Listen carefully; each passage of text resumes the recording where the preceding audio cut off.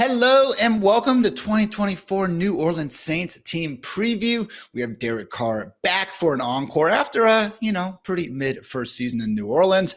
Alvin Kamara Fantasy's reigning RB3, but can he keep on keeping on? And will a breakout finally happen from Chris Olave and Planet Earth's wide receiver one, Rashid Shaheed? All that and more in the next 30 minutes. Strap in. Let's get after it.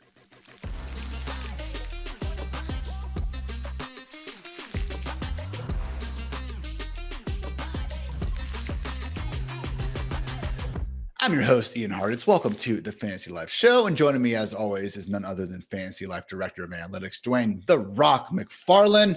And Dwain, Derek Carr. If the NFL was a 7-on-7 league, I think he would be the freaking man, but it's not. And accordingly, he's a pretty average quarterback. Yeah, but for fantasy purposes, I think he can do the things that we care about a lot, which will be help a supporting cast. So we'll talk about those guys in a minute. But I will say this, like with Derek Carr, like we've seen him, Ian, capable of posting top 12 finishes. He is your more typical drop back passer. And we've talked about this profile of quarterback. And occasionally, like we will see one pop and suddenly jump into, QB 13, QB 14 range whenever we really thought, you know what, they're not any good. I think that Derek Carr is better than Baker Mayfield. I think Derek Carr, honestly, you could argue right now, like is the second best quarterback in this division. I think you got to give it to Kirk Cousins first.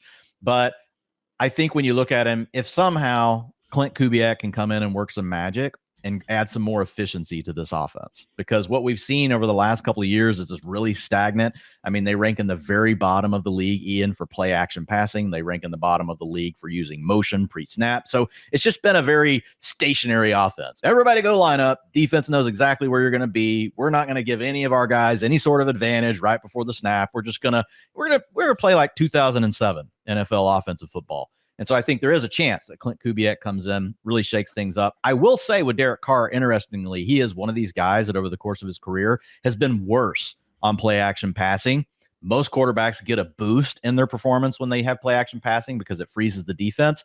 But I do think there are some guys that just don't like it, Ian. And I think because play action passing is at its best when you're under center, what do you have to do? You have to turn your back to the opposing defense. I think some quarterbacks, that recalibration that comes after, and again, I'm speculating here, but the data just shows there are certain guys that don't do it well, and then suddenly you'll see their coordinators like abandon it. And so, and by the way, it's not just Derek Carr. Tom Brady was this way. Tom Brady did not want to use under center play action. He would do it some, but it wasn't something that was done all the time. 100%. And I mean, who are we to argue with what these quarterbacks want to do? They've been starting for, even in Carr's case, 10 years in the league at this point. So not trying to fully hate on the guy. I mean, he was 12th in CPOE and, 10th in passer rating last year. When you give him a clean pocket, really good things happen. Only Brock Purdy, Jared Goff, CJ Stroud, and Tua had better passer ratings from a clean pocket last year. But again, Dwain, it's just watching him and kind of seeing the way he's operated year after year. Things do go south in a hurry after he is, feeling some pressure and just has to start rushing along his progressions. Because let's face it, we're getting nothing on the ground. 2.4 rushing yards per game last year. I mean, only Tua and Kirk Cousins had a lower percentage of their fantasy points come from purely rushing production. All this kind of compelled me to make one of my many, critics would argue meaningless, useless stats, but I think they're fun, Dwain. This is the offseason, so why not? But I want to get an idea of like who plays the most scared almost out there. And none of these guys are actually scared, but you guys know what I'm saying. Look at scramble rate, big time throw rate, ADOT, percentage of passes thrown short of the stick, and average time to throw.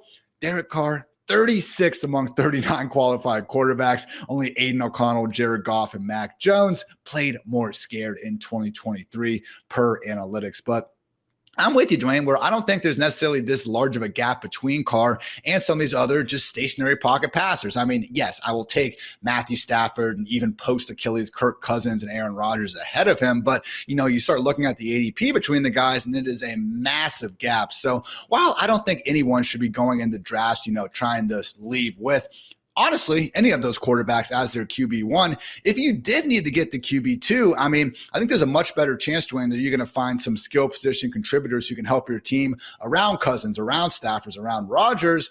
Carr might just be, again, that guy that can help give you some spike weeks as your cheap QB2. I mean, he did tie CJ Stroud for the most 300-yard passing games last year. Yeah, I think that Carr is a guy that could surprise you off the waiver wire, but you're just going to wait, and that has to be forced, right? You're not going to draft him in your fantasy draft. But again, he is a guy that we've seen be a borderline QB1 in the past. I'm not as down on him as a lot of people are. Look, he is a limited pocket passer. That's what he is. But we have a lot of guys that are like that in the league. I think the big key is what can Clint Kubiak do to maybe take this offense to a higher level? Certainly one of those guys where once we get in the bye weeks and we see how the way, the strength of schedules are shaping up, maybe we start getting a little bit excited. But yeah, again, big flex QB2, Ian. Yes, there we go. Gotta love that. But yeah, again, just the overall lack of rushing upside, I should say, and the fact that, we are 33 years of age at this point, not expecting the most pass-happy offense in the NFL. Yeah, Derek Carr probably is who we thought he was at this point. But he does have, again, some pretty good weaponry, specifically number one wide receiver Chris Olave. Back-to-back 1,000-yard seasons to start his career, but relatively middling wide receiver 26 and wide receiver 19 finishes in PPR points per game. So, you watch Olave, Dwain, and you see a lot of Carr-induced, could have been the shishas, as I like to call them. Last year, only DeAndre Hopkins actually had more unrealized air yards, which is a fancy way of saying Derek Carr overthrew him a lot. So not every single one was on Carr. It can also come, with a drop. I believe it was against the Colts last year where Olave had a likely 40-yard touchdown, hit him directly in the face. But man, more things than not, Dwayne, do tell us that Olave is a pretty damn good receiver. ESPN's 9th highest rated receiver in terms of open score. And the man sure knows how to demand a target. And as you've kind of found out over the course of your entire luxurious career, and then just especially this offseason, it does seem like the most predictive thing for wide receivers moving forward is who can earn targets at a high level. And we have seen Olave do just that. For sure. 25% target share last year. And if you guys want to check out that kind of thing over at FantasyLife Plus, we adjust for all the games they didn't play. So anytime you see a target share number, anything like that, it's not going to divide their targets by the team for the season. It's just going to be for the games they actually played in. So we're trying to make these data points more actionable for you guys.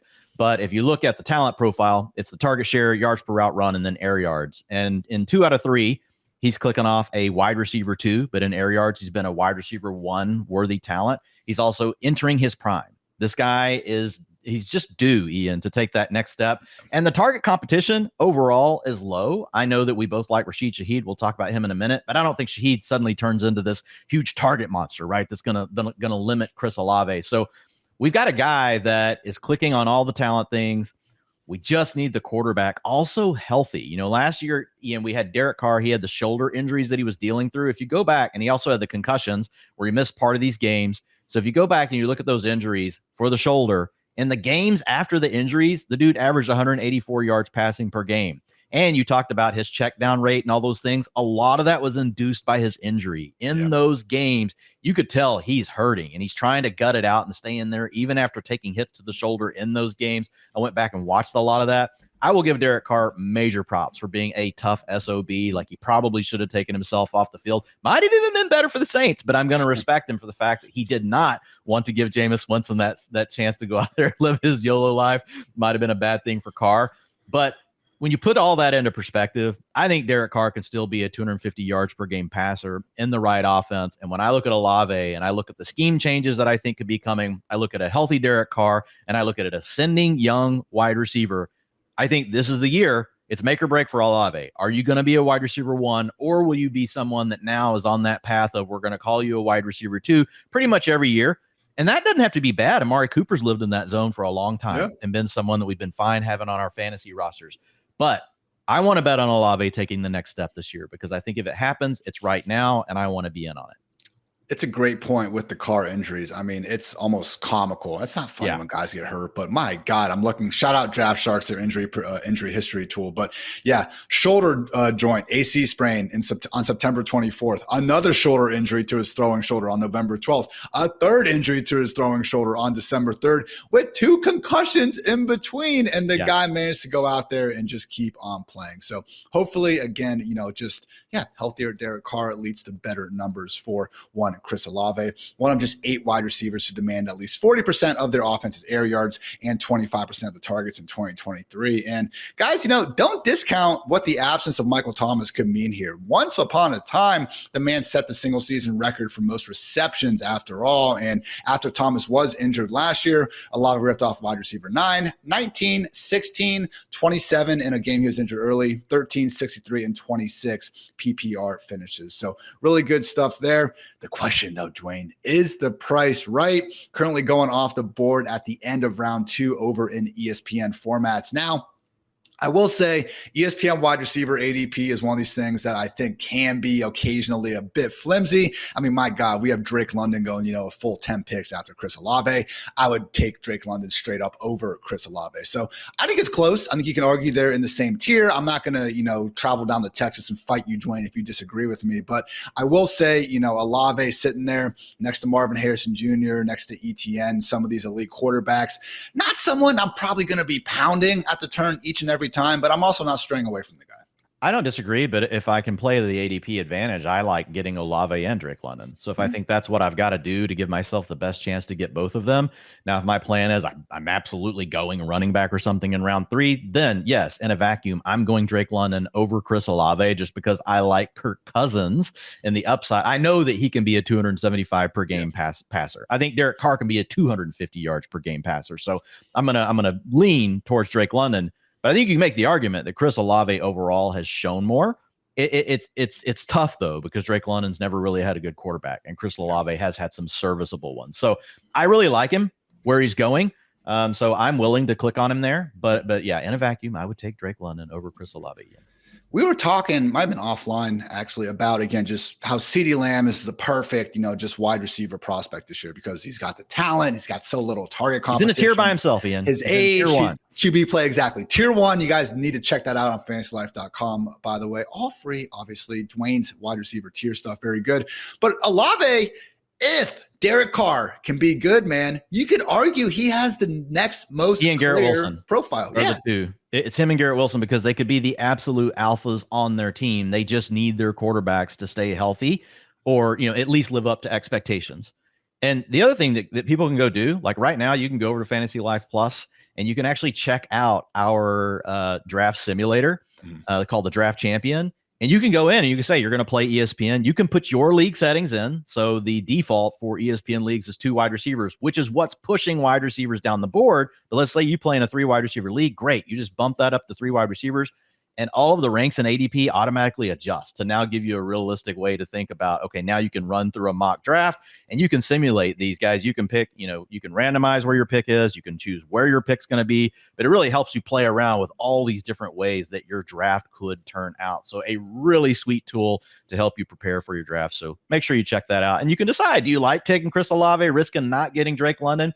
It tells you, Ian, that's the beauty of it. Based on ADP, it tells you what the percentage chance is that you're going to get Drake London with your next pick based on where you're picking. So that's a really sweet feature. So when I see that, I'm like, well, if I skip Olave here, I have a 10% chance of getting him. But if I skip London, I have an 80% chance. Then I'm going to take Olave first and hope that I can also get Drake London if I want 2 wide receivers.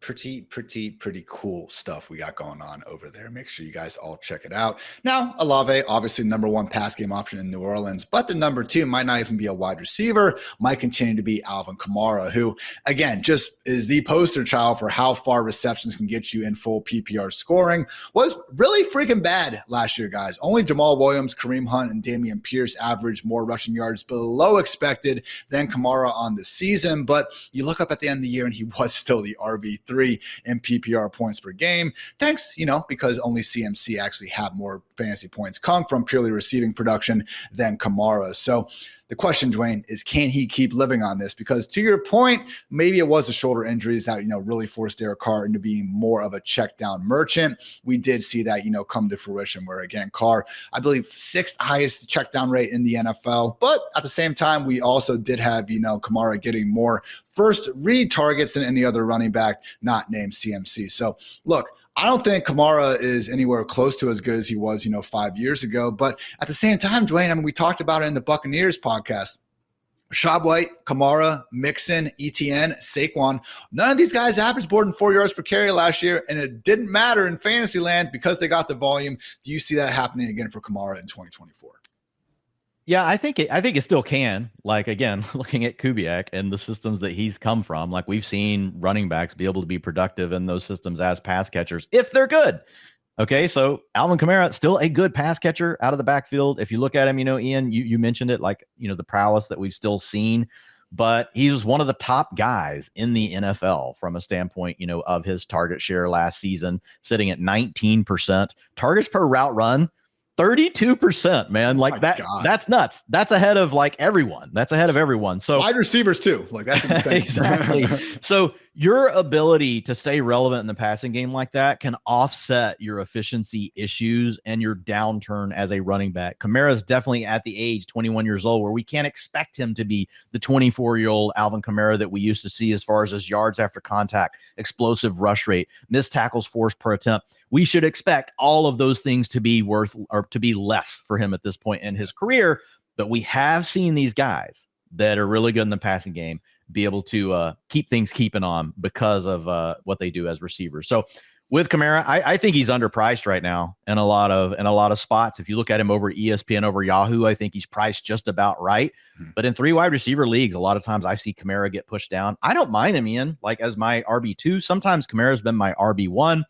And it all does come back to the passing. I think the one thing here is ultimately what happens to his rushing attempt workload. Could they decide to really, pull that down? And if they do, that's going to impact him, even if he's still a good receiver out of the backfield, because they do have Kendre Miller, and he's a guy that they've, talked a lot about. Kendre was a very good prospect coming into college. He was an explosive rusher in college, and I could see him being a potential fit for this Kubiak's wide zone scheme and some of the things they want to do. So last year, in the games where Kamara was available, 53% of the team's rushing attempts. So it's not like he had 70 or 80. He did this on 53%, but I could see that dropping to 40%, them giving more to Kendre Miller. And then even a guy we just don't want to ever mention, Jamal Williams, still getting a little bit of work too. So I am projecting a downturn in rushing attempt workload for Kamara, but him remaining involved in the passing game. Kamara also did get a little bit unlucky last year. I mean, in my Sheesh report, I track guys that got tackled at the 1 yard line and then did not score a touchdown on that drive. Mixon and Swift led the way with, I believe it was 7. Austin Eckler also had 6, but 5 times it did happen to Alvin Kamara last season. So you mentioned Jamal Williams, Dwain, just 1 year removed from scoring an NFL high 17 rushing touchdowns, only found the end zone once last season, thanks to Jameis going rogue on his last snap with the Saints, calling an audible from the victory formation. God, I freaking love Jameis Winston. But yeah, I think with Kamara, man, I'm not terrified of drafting him necessarily. It just depends where he's going to be going on the site. I mean, I'm checking out our ADP tool right now that you can find at FantasyLife.com. And I'll be honest, at ESPN, pick 37, going just ahead of Rashad White and Josh Jacobs. Tougher. That's a little steep for me. But if we look at Sleeper, all of a sudden he's going pick 52. Rashad White's going pick 36. Jacobs is going pick 27. That gap, I think, is fine. 5th round pick, sign me up. 3rd, 4th round pick, that's probably where I'm out. And that, man, great call out. That's what you guys have to do. You got to go look at what it's like. You always said, Ian, hate the ADP, not the player. Well, sometimes you can also love the ADP and not the player. And that's kind of the case with Kamara. We like him, we don't love him, but whenever you can get him at the right ADP, he is a guy that you can target in your drafts. Kendre Miller is someone, Dwayne, going outside the top 150 picks. Look, again, is there a path to upside? Yes, although, if Kamara goes down, I don't think Jamal Williams just takes a seat on the bench. When we did see them last year, now Kendre was banged up, but it was a very inefficient Jamal Williams going out there. So with Kendre, kind of thinking about him, along the lines of the Marshawn Lloyds, the Ty Chandlers, Antonio Gibsons in that range, I've clicked on Kendre plenty of times. I'm not necessarily going out of my way for him. Just, solid handcuff for you or someone you have been prioritizing? I'm prioritizing him over most of the names you just gave me, but they're all close. Once I put out my running back tiers article, those guys will be close. I do think there is a chance, though, when he hits his ceiling upside, that's better than some of those other guys. So it does kind of depend on what you need at that point in your draft. If I've already drafted a lot of young running backs with question marks around their roles, I'm probably going to take Antonio Gibson because I think he's going to have some sort of role in New England. And if I need him, I have him. If something happens to Ramondre Stevenson, knock on wood, as you like to say, Ian, he wins the lotto, doesn't need to play for 2 weeks. Antonio Gibson can give you some of that contingent upside, but I know he's going to have a role With Kendrick Miller, I have no clue what his role is going to be, but I will say this. If it goes right, I would rather bet on the young guy. And I'm not going to worry about Jamal Williams. I know I mentioned it earlier. It's like we just want to ride him off, and we probably can't. But when I look at a profile like that, I'm not going to – I just can't second guess everything, right? I could look at a lot of these depth charts and tease that out and be like, well, there's a third or a fourth guy. Kendry, I think if everything worked out right for him, he could end up being a guy that we're like, whoa, we have a high-end running back 2 on our hands. I think that does require an injury to Alvin Kamara, though. He might just be able to flat out beat Jamal, but you're going to have Kamara take an injury. So I don't think Kendry Miller is a guy that you can count on putting in your lineup. I'll put it that way. But I do think there's a lot of upside on your bench. I think that's a great way of putting it. He's priced right alongside guys like Chase Brown, Tyler Algier, Antonio Gibson, where, guess what? If you went pure zero RB and you're like, I need to fill my RB2 spot in week 1, probably not a good time to take Kendrick Miller. I would be leaning towards a Chase Brown and Antonio Gibson. Still very much praying to the fantasy gods that it somehow works out. Don't get me wrong here. We're fishing with dynamite taking an RB2, past pick 150, but certainly does have, some untapped handcuff upside, just 51 touches during an injury-riddled rookie season that featured patella, hamstring, and ankle sprain. So just turned 22, and man, it does crack me up how, the updates from guys like Zamir White just looking, insanely jacked and stuff. And then it's like, oh, there's Jamal Williams at a Pokemon show, doing his thing out there. So appreciate Jamal, great personality, but give me Kendra as the preferred handcuff. But guys, also you've heard Dwain and I already mentioned some of the cool things we have going on at Fantasy Life, especially our new premium product, FantasyLife Plus. Here's a quick word from the one, the only Matthew Berry on all those new features. When I started Fantasy Life, I had one mission in mind, really just one: fantasy football and sports betting for all. And what started out as just a newsletter has now grown into a full-fledged media company. And here I am to tell you we're ready to evolve yet again. I'm introducing Fantasy Life Plus. It's a premium product built upon a suite of fantasy and sports betting tools to take your game to the next level. I know, I hear you, really, Barry, a premium product? Okay, I understand, but get this. Our mission has not changed, right? Our newsletter will forever remain free. All of our expert analysis, free. And we will still provide sets of fantasy football rankings for free. Everything you need to be a great fantasy football manager, you will still be able to do for free at FantasyLife.com. But hey, if you really want to level up, then Fantasy Life Plus is for you. Fantasy Life Plus will introduce new tools like our Draft Champion, customizable rankings, site-wide league sync integration, player prop models, game models, DFS pick'em builders, and so much more. Seriously, just check it out. Go to FantasyLife.com to learn more. And as always, may your trades never be vetoed, may your flex plays always work out, and may your Monday Night Miracles always come through. And that takes us right to our New Orleans Saints win total, set at 7.5 wins with a -120 lean on the over. So we have seen some larger, juices there. Dwayne, honestly, I'm taking the over here. I don't think this is a legit contender or anything, but the Saints, hilariously, despite not making the playoffs last year, had the 3rd best point differential in the NFC, only behind the Cowboys and 49ers. So that got juiced after they just blew out the Falcons of week 18. But, that game mattered to happen at the end of the day. I mean, this was a team with an expected win-loss record of 10.5 wins and 6.5 losses last year. So shout out to the Saints, the only NFL team with a top 10 scoring defense in each of the past 4 seasons. Managed to add Chase Young and Kool-Aid McKinstry to get some extra talent there. So again, wouldn't pick them to win the division, but I can certainly see his team going 8-9 or 9-8. Yeah, if I had to pick, I think this is the team that would challenge for the division. Like if I was just like, okay, which team is the most likely to push who I think is the best right now is the Falcons, in this division. Despite the fact that, I know the Bucs were better than this team last year. So I'm with you. I would go with the over on my choice here for the Saints, but it's going to be close. They're one of these teams, Ian, where they're probably going to be close to 500. It's just a matter of which side of 500 are they going to be on with a 17 game season. Guess what? You can't go 8-8 anymore. Unless you go 8-1. So it's a situation where, I am going to lean to the over. 2 overs. If you guys agree, awesome. We love it. And if you disagree, well, that's fine too. You are, entitled to your own opinion, but feel free to head on over to DraftKings Sportsbook to go ahead and put your money where your mouth is. We have partnered with DraftKings Sportsbook, and right now, all new customers who bet just $5 will get $150 in bonus bets instantly. That's right. New customers who can bet just $5 on anything, and then you will receive $150 in bonus bets. Stay in on the action and use your $150 in bonus bets on DraftKings same game parlays for a shot at an even bigger payout.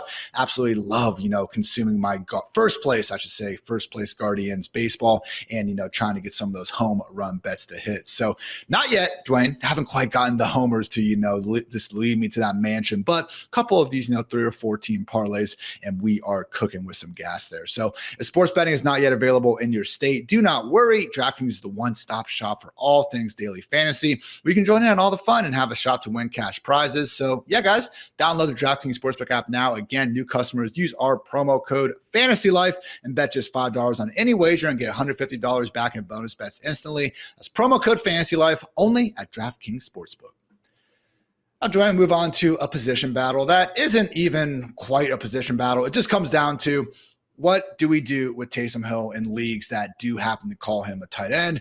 I don't know why he gets the tight end positional designation. He's only spent 17% of his snaps as an inline tight end over the past 2 years. The man is not good enough to start at a regular position. That's just a fact. That's not me being a hater. If he was good enough to start, he would. And we make this ridiculous exception that now makes him fantasy relevant. So I'm clearly not mad about this at all, Dwayne. But purely as a tight end, he was a tight end 13 in PPR points per game in 2022. The tight end 15 in 2023.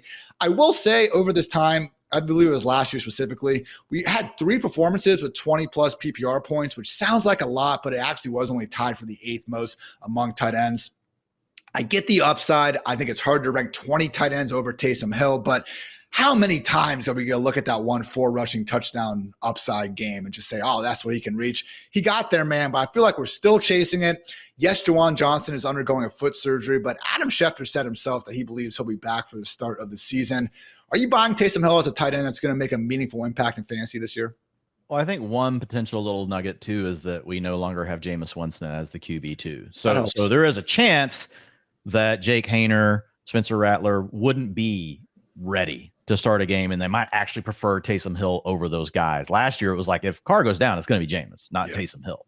So I think that's the one additional thing that's kind of a tiebreaker to leaning towards Taysom Hill over some of these other names. Like we talked about Cade Otton, when we do the Bucks, some of these other guys. Yeah, I'm leaning Taysom Hill over those guys, because I think he has the most pure upside. And I will say, when they've given him the work and given him the routes, he actually has been pretty good. So the bigger challenge with Taysom Hill is you just don't know what they're going to do with him game script to game script. I mean, are they going to actually let him play get a 40% route participation? Because in those games where he got to that number, it was real good once you sprinkle in a few carries, but then it'd be like a couple weeks later, 10%. You're going to run 10% of the routes, and you can't live on that. So I like the upside theoretical value of Taysom Hill a lot better if you're talking about a best ball kind of league, and you're getting to draft him as a tight end.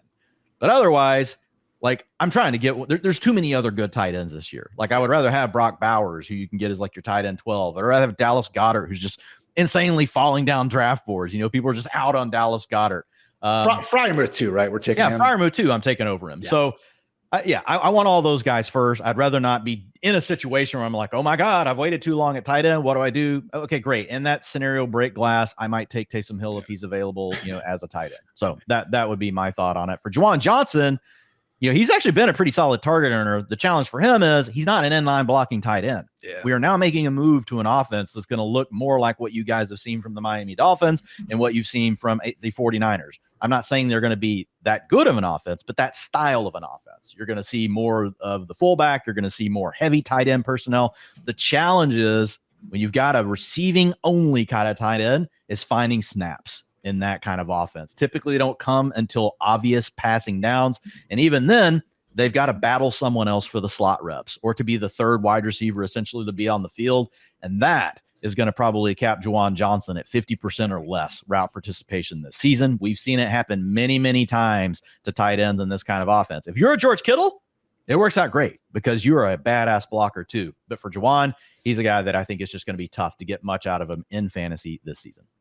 Saints did give Foster Moreau that 3-year, $12.2 million contract with $8 million guaranteed last offseason. So I do think he's going to, again, take Juwan Johnson off the field enough to probably render him irrelevant in Fantasyland more weeks than not.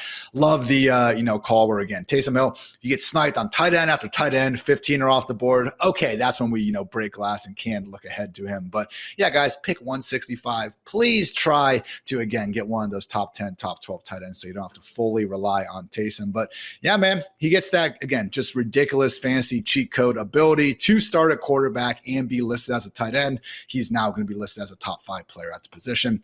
Gotta love this game. But Dwayne, we saved the best for last. I mean, again, I said it in the intro. Planet Earth wide receiver 1. I'm only halfway kidding, but in Cooter Doodle's household, she would certainly not be kidding. But Rashid Shaheed, first, Dwayne, not second, first in yards per target among all players with 100+ targets over the last 2 seasons. Is that the most predictive stat? No, but is it something I'm going to continue yelling? Yes, because he's a baller. And guess what? He's also one hell of a returner. And because of that, in the new NFL kick return rules, I think he can make some serious noise, particularly in a wonky league like Scott Fishbowl, where we get, extra juice for that. But all, hijinks aside, after that Michael Thomas injury last year, it was Chris Olave getting an 86% route rate, and Rashid Shaheed at 79%, well ahead of guys like A.T. Perry, Len Bowden, and Keith Kirkwood. So really does seem like Shaheed's going to get the chance to be the clear-cut number 2 wide receiver in this offense, Dwayne. And for me, priced as, borderline wide receiver 4, wide receiver 5, I think he can have enough booms to justify it. Could also be the guy that gets more work right at the line of scrimmage. He is really good after the catch whenever you let him work underneath. So if you look at Shaheed on the surface, 8.4 and 10.1 fantasy points per game over the last 2 years. Considering his limited role, that's really good. But whenever you really boil it down, Ian, I went back and I looked at just the games where he played at least 70% of the routes over the last 2 seasons. He actually averaged 12 fantasy points per game, which would make him a wide receiver 3. He had a 1.95 yards per route run. That is wide receiver 2 worthy. So I'm with you. I think the talent is there. It is a small sample talent, which doesn't always hold up. But once you get to that range of your draft, that's what we want to do. We want to bet on these smaller sample sizes. We don't know for sure, but we do know that we saw the flash. We saw something could be there. And 12 fantasy points per game, again, that was at 70%. Like if this guy's suddenly in a 90% role, it could be quite a bit more than that. So I do think he is one of the absolute best wide receiver sleepers on the board right now in fantasy football. Pick 149 ESPN drafts. I'm taking them ahead of guys with a higher ADP like Darnell Mooney, most likely over Jacoby Myers, Jerry Jeudy. I mean, look, there are some good options around here. Brian Thomas only going, a round earlier. Curtis Samuel's a similar price tag. But yes, when I'm getting into late rounds, guys, I already got my 4 wide receivers, and I'm looking for someone who can boom. I'm with Dwayne. Rashid Shaheed, the wide receiver sleeper of 2024. Takes us to our final topic here. Dwayne, if the Saints were a TV or movie character, who would they be? And, I thought hard about this one. I'm going to go with House of Dragon. Shout out, great show. Been loving this season, specifically Laris. You're not saying anything. Don't spoil it. I'm saving the whole season. Okay, we're good. I'm going to binge it at one time. Laris, who is the whisperer guy, he the crippled dude who walks around. He also has a foot fetish. That's just something that's true. It happened. All right. It's a plot line. It's not spoiling anything, but he's a worse version of Littlefinger, I feel like. So the show's great, but let's face it, this guy trying to live up to, the whisperer from Game of Thrones. I just don't see it. And I don't see it with the Saints. It feels like a knockoff brand of a once great team. Year 3 of Dennis Allen, who again was just a holdover from the Sean Payton years. Derek Carr is back. We still have, Cameron Jordan, Marshawn Lattimore, defensive stalwarts who aren't bad by any stretch, but again, it just feels like a knockoff version of the Saints team that we saw absolutely demolishing the NFC South, from 2017 to 2020 and plenty of years before that as well. So give me Laris from House of Dragon. No more spoilers, Dwayne. Are you? But 2 and 4 start. Dennis Allen, his negativity gets fired. Clint Kubiak takes over as interim coach. They go on a run to the playoffs. How about that, Ian? We could do that. But I'm going to go with Inspector Gadget. And it's because of the guy you all know. We've already talked about him. It's Taysom Hill. This guy, he does everything. He's going to get snaps at quarterback. He's going to get snaps at tight end. He's going to get snaps at running back. Yet he still seems to do weird stuff, where he just blows himself up. Like Taysom Hill can't ultimately be that valuable to you all the time in fantasy football. So I'll go with Inspector Gadget because Taysom Hill, the Swiss Army knife of fantasy football players. Love the video the Saints made a couple years back. I know Scott Barrett always, uses it a lot, where it's just like, Dwight from The Office, alpha male, jackhammer. It's just Taysom Hill doing all these different things. Again, I'm frustrated because of his positional designation, but, I think it was Sean Payton said it too. If John Madden was, still around to announce games and everything, like, he would love someone like Taysom Hill. He's a baller. He can play all these positions. I'm just a stupid hater, residing in Columbus, Ohio. So hopefully Taysom, not hopefully, he's the tight end 1 overall, because that would mean I did not draft nearly enough of him. But yeah, hopefully he does some good things. And hopefully the New Orleans Saints do some good things in 2024. So as always, you can check out my written team preview over at FantasyLife.com and all of our Fantasy Life rankings, all that and so much more. Also, make sure you check out Dwain's always free wide receiver tiers article. Again, one of the deepest dives in the industry. You're not going to see too many guys go out there, show you exactly what they're looking for, why they're looking for it, and then applying that to the wide receivers, and then whether or not you should draft them. So we are so lucky to, again, have Dwain in our presence each and every day. Appreciate you, my friend.